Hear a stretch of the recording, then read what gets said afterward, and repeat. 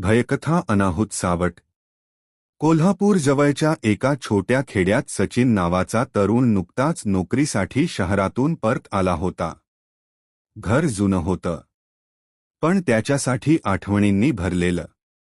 पहिल्याच रात्री त्याने लक्षात घेतलं, घरात शांतता जरा जास्तच होती. घड्याळाची टिकटिक सुद्धा जड वाटत होती. मध्यरात्री अचानक खट खट खट असा आवाज आला. उंदीर असतील, तो स्वतःलाच म्हणाला.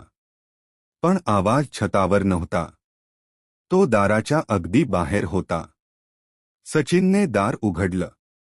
कोणीच नव्हतं. पण जमिनीवर ओल्या पावलांचे ठसे होते. आणि ते घराच्या आत येत होते. दुसऱ्या दिवशी आई म्हणाली, रात्री बाहेर जाऊ नकोस. मागच्या अंगणात जाऊच नको. का? आई थोडा वेळ शांत राहिली. तिथे पूर्वी एक विहीर होती. आणि एक माणूस पडून मेला होता. सचिन हसला. आई, भूत नसतात. त्या रात्री पुन्हा आवाज. खट खट खट. यावेळी दार उघडण्याआधीच त्याला जाणवलं, दाराच्या पलीकडे कोणी उभं आहे. श्वास ऐकू येत होता. हळूच त्याने कडी उघडली. दारासमोर एक माणूस उभा होता, पूर्ण भिजलेला, चेहरा खाली. डोळे दिसत नव्हते. सचिन थरथर म्हणाला, कोण?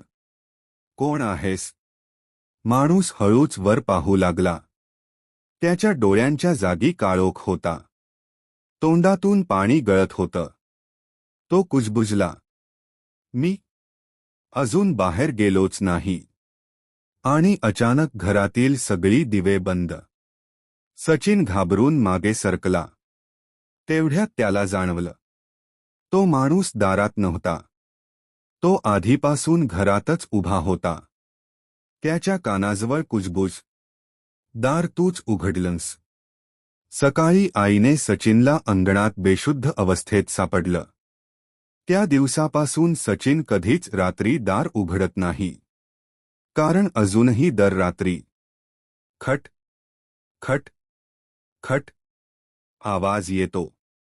पण ठसे आता घरातून बाहेर जात नाहीत. ते आतच फिरत राहतात. शिकवण, काही दार बंद ठेवलेलीच बरी. कारण सगळे पाहुणे अनाहूत नसतात, काही कायमचे असतात.